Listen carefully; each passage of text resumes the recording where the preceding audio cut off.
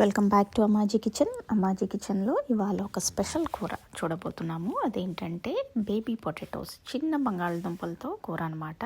Fry లాగా అవి దానికి ఇలా చిన్న చిన్న బంగాళదుంపలు సెలెక్ట్ చేసుకోవాలి. సెలెక్ట్ చేసుకుని వాటిని చక్కగా కడిగేసి ఇలా నీళ్ళల్లో వేసి ఒక స్పూన్ సాల్ట్ వేసి ఉడకబెట్టుకోవాలి. ఇవి ఉడకబెట్టినప్పుడు మరీ మెత్తగా కాకుండా హాఫ్ కుక్ అంటే ఇంకొంచెం అయ్యేటట్టు ఉడకబెట్టుకోవాలి. ఇలా మనం ఫోర్క్ దించితే ఫోర్క్ అందులోకి దిగాలన్నమాట. అంతసేపు ఉడకబెట్టుకోవాలి. తర్వాత దీనికి ఒక 2 ఉల్లిపాయలు ఇలా పెద్దగా కోసి మిక్సీ జార్లో వేసి పేస్ట్ లాగా చేసుకోవాలి. దీనికి ఒక మసాలా కూడా చేసుకోవాలి. ఆ మసాలా ఏంటంటే ఒక స్పూన్ ధనియాలు, ఒక స్పూన్ గసగసాలు, ఒక చెక్క, 4 లవంగాలు, 2 యాలకులు ఇవన్నీ వేసి పౌడర్ లాగా చేసుకోవాలి. తర్వాత ప్యాన్లో ఒక 2-3 స్పూన్లు ఆయిల్ వేసుకుని అందులో 2 బిర్యానీ ఆకులు వేసి దాంతోపాటు ఒక 2 పచ్చిమిరపకాయలు ఇలా నిలువుగా కోసుకొని ఫ్రై చేసుకోవాలి. తర్వాత మనం ఇందాక చేసుకున్న ఉల్లిపాయ పేస్ట్ ఇది ఇందులో వేసేసుకొని చక్కగా ఫ్రై చేసుకోవాలన్నమాట. మనకి ఉల్లిపాయలో నీళ్లు పోయే వరకు నెమ్మదిగా దీన్ని ఫ్రై చేసుకోవాలి.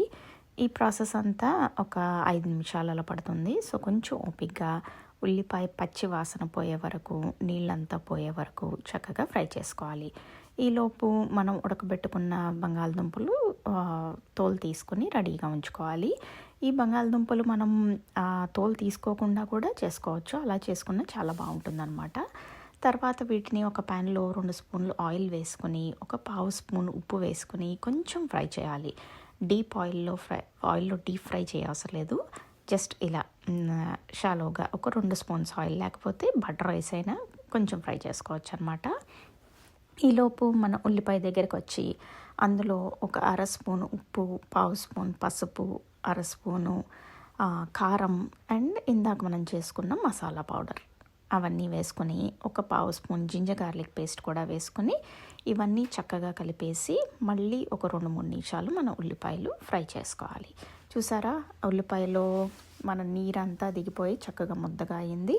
తర్వాత ఈ పొటాటోస్ని కూడా ఇంకొంచెం ఫ్రై చేసుకుని ఇందులో ఇంకొక 1/2 స్పూన్ కారం వేసుకుని కొంచెం ఫ్రై చేసుకుంటే ఆ కారం కూడా ఈ పొటాటోస్కి పట్టి టేస్టీగా ఉంటుంది.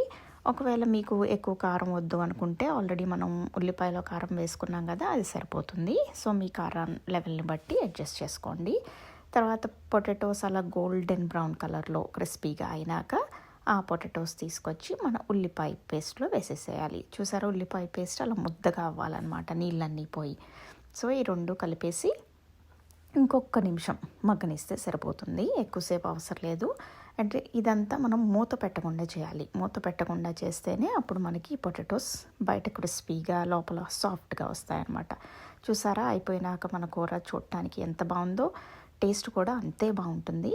సో చూసారు కదా ఎలా చేయాలో మన baby potatoes special masala fry.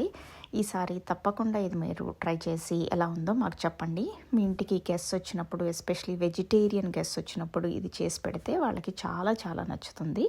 చూడండి, మన పొటాటో కూడా బయట క్రిస్పీగా లోపల సాఫ్ట్గా ఎంత బాగుందో. సో ఇది తప్పకుండా ట్రై చేయండి. ట్రై చేసి ఎలా ఉందో మాకు చెప్పండి.